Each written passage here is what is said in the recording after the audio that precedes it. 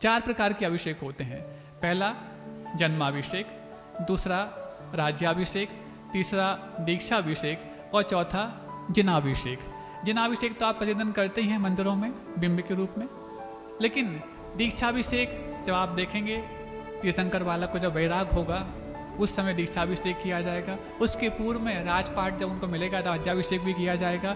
लेकिन जन्माभिषेक जो होता है, ये जन्माभिषेक और इसके माध्यम से तैयार हुआ गंधोदक, ये बात तो अलग है कि व्रती लोग अथवा महाव्रती उस गंधोदक को नहीं लेंगे, लेकिन जिनके जीवन में सांसारिक वैभव की चाह है, सांसारिक वैभव की चाह संसार बढ़ाने के लिए नहीं, ताकि हम धर्म ध्यान अच्छे से कर सकें और धर्म ध्यान के माध्यम से अपने जीवन को और उन्नत करते हुए एक दिन इस संसार का भी नाश कर सकें।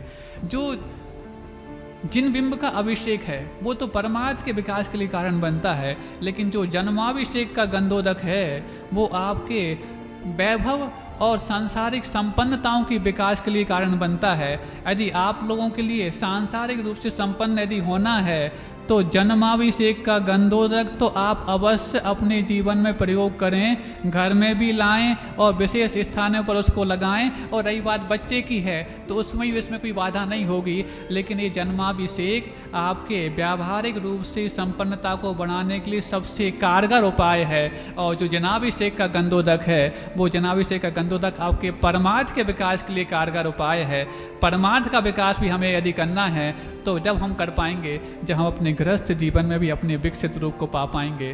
तो आप लोगों के लिए, चूंकि आप सब गृहस्थ हैं, हम लोग तो उसमें शामिल नहीं होते, लेकिन ये आदि पुराण में वर्णित है कि मेरु पर्वत पर जब तीर्थंकर बालक का अभिषेक किया जाता है तो उसको सारे देवी देवता तो करते ही हैं, मनुष्य भी उसको एक आश्चर्य की दृष्टि से देखते हैं। लेकिन यहाँ पर एक शब्द आया है, आदि पुराण के हवाले से मैं बोल रहा हूँ कि चारण रिद्धिधारी मुनिराज के लिए भी वो, वैसे तो वो जाते नहीं, लेकिन चारण रिद्धिधारी मुनिराज यदि आकाश से गमन कर रहे हैं और यदि वहाँ पर तीर्थंकर बालक का अभिषेक यदि उनको देखने को मिलता है तो उसको भी एक आश्चर्य के साथ वो देखते हैं।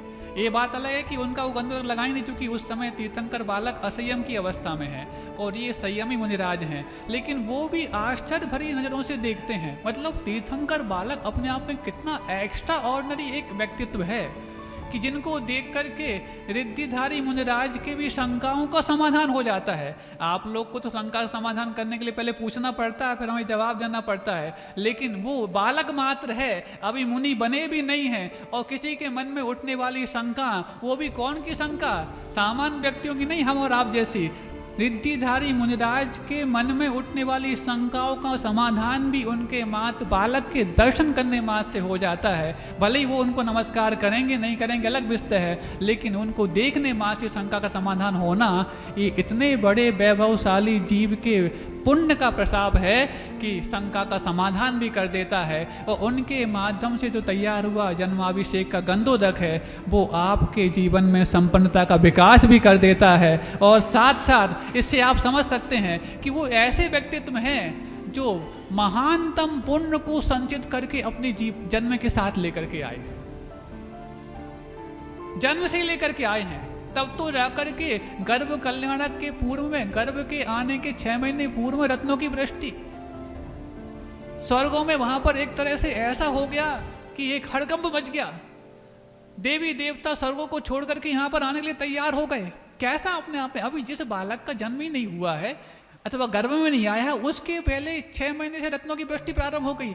इतना एक्स्ट्रा ऑर्डिनरी वो एक गृहस्थ जीवन है। और गृहस्थों के लिए यदि उस जीवन से कुछ भी लेने का यदि अवसर प्राप्त होता है तो गृहस्थों के गृहस्थ जीवन के विकास के लिए यदि अपने जीवन में संपन्नता लाना है तो जन्माभिषेक का कलश और जन्माभिषेक का गंधोदक आपके जीवन में गृहस्थ जीवन की संपन्नता के लिए बहुत बड़ा अचूक उपाय बन सकता है। इसको कभी छोड़ना नहीं।